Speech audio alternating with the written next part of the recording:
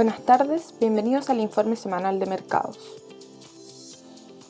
En lo que va de junio, los mercados extienden las ganancias del mes anterior, pero favoreciéndose más los mercados desarrollados.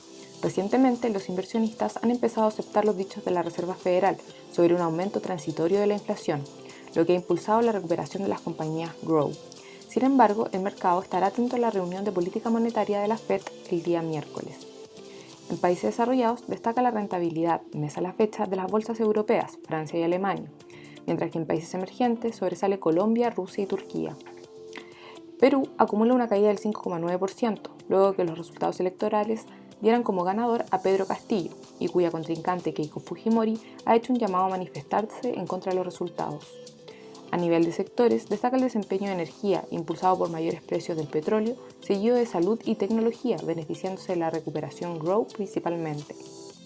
Los países del G7 acordaron donar 1.000 millones de vacunas para el COVID-19 a los países más pobres, reducir la huella de carbono y mitigar la influencia de China en el mundo mediante un plan de financiamiento para los países menos desarrollados.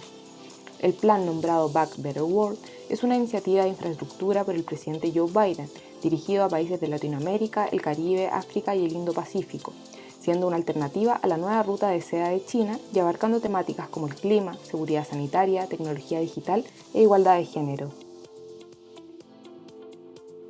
En renta fija, durante los últimos días se observa un retroceso en la tasa base, lo que ha generado retornos positivos para los bonos, como vemos en el gráfico de la izquierda, destacando el desempeño de la deuda emergente, seguido de los bonos corporativos estadounidenses con grado de inversión. La tasa del bono del Tesoro a 10 años descendió hasta el 1,46%. Respecto a la pandemia, esta sigue propagándose de forma irregular en el mundo. Países europeos y Estados Unidos continúan mostrando un descenso importante en los casos, como vemos en el gráfico de la izquierda, mientras que en Latinoamérica y Reino Unido estos aumentan. En este último, las autoridades están legislando para retrasar el levantamiento de restricciones programado para el 21 de junio en 4 semanas más, por un avance importante en los contagios de la variante Delta. En India, donde los nuevos casos se ubican en torno a los 70.000, un importante descenso, las autoridades han relajado el confinamiento y desde hoy se permite la reapertura de tiendas y restaurantes en Nueva Delhi. En Latinoamérica, las autoridades chilenas implementaron nuevas cuarentenas en la región metropolitana. En Europa, la vacunación se ha acelerado y según el gráfico de la derecha, más del 40% de la población se encuentra vacunada con al menos una dosis. Con estas cifras, la Unión Europea decidió promulgar el certificado digital COVID-19 para viajeros, el cual estará vigente desde el 1 de julio y certificará que el pasajero se encuentra vacunado contra el virus, cuenta con un PCR negativo o se recuperó de un contagio en los últimos 6 meses. Además, tendrá una vigencia de un año y será válido para los 27 países de la región, sumándose Islandia. En el caso de Alemania, que se encuentra con cerca del 50% de la población vacunada con al menos una dosis, esta decidió mantener el uso obligatorio de mascarilla en lugares cerrados, transporte público, negocios y calles frecuentadas para evitar un nuevo rebrote.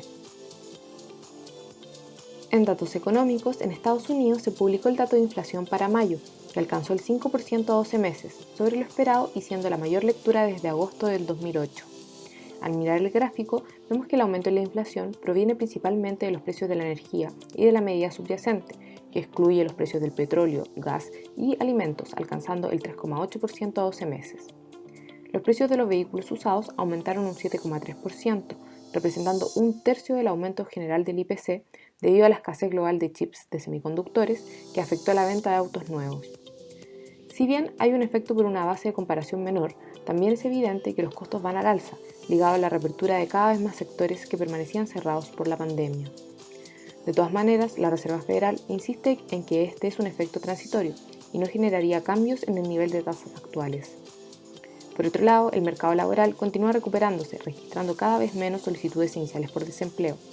Sin embargo, recientemente aumentó la incertidumbre respecto a este tema, luego de que 25 estados anunciaran que dejarán de entregar beneficios por desempleo.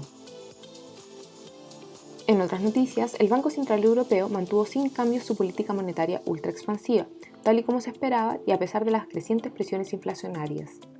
La entidad mantendrá sin cambios el programa de emergencia por la pandemia por 1,85 billones de euros hasta marzo del 2022 o hasta que consideren que la crisis del COVID-19 ha terminado. Además, el programa de compra de activos lanzado antes de la pandemia continuará con un ritmo mensual por 20.000 millones de euros.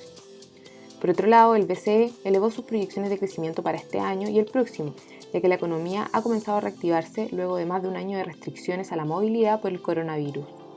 Para el 2021 anticipa un crecimiento del PIB del 4,6% y para el 2022 una expansión del 4,7%. Respecto de la inflación, las estimaciones aumentaron considerablemente debido a mayores precios de las materias primas, pero aún por debajo del objetivo del 2% del BCE y explicado por factores transitorios. En noticias locales, en mayo la inflación llegó al 3,6% a 12 meses. La variación mensual del IPC fue del 0,3%, impulsado principalmente por el segmento de transportes, bebidas alcohólicas y tabaco, mientras que el descenso provino del segmento de vestuario y calzado. Por otro lado, el Banco Central publicó el informe de política monetaria, en donde comunican que la recuperación de la actividad ha sorprendido los primeros meses del año, impulsado por mayores estímulos fiscales y la adaptación de las empresas frente a las restricciones sanitarias. La recuperación ha sido heterogénea, mientras que el consumo en bienes durables como artículos tecnológicos y autos ha aumentado un 50%, el gasto en servicios continúa mostrando variaciones negativas. Lo mismo ocurre en el mercado laboral. Si bien se ha restablecido más de la mitad de los empleos perdidos por la pandemia, existen segmentos más rezagados, como el empleo por cuenta propia, informal, el segmento de mujeres, entre otros. La entidad corrigió al alza sus proyecciones de crecimiento para este año, a una expansión del PIB entre el 8,5 y 9,5%, debido a las nuevas medidas de impulso en el gasto fiscal y retiro de los fondos previsionales que aumentarían el consumo en un 15%. La inversión crecería un 11% y las exportaciones netas lo harían en un 1%. Las nuevas medidas fiscales como el IFE universal provocarían un crecimiento del gasto fiscal en torno al 25% este año, comparado con el 5% en el IPOM anterior. Con esto se excedería el déficit fiscal estructural. Para el 2022 y 2023, el Banco Central corrige a la baja sus expectativas de crecimiento por la mejor base de comparación y un descenso paulatino del impulso al consumo y dinamismo acotado de la inversión, llevando a una estabilización de las finanzas públicas. Respecto a la inflación, la entidad menciona que esta ha evolucionado acorde a lo esperado y las expectativas están alineadas a la meta de 2 años plazo, y cuyo reciente aumento se explica por los precios de los bienes de mayor demanda y precios de la energía.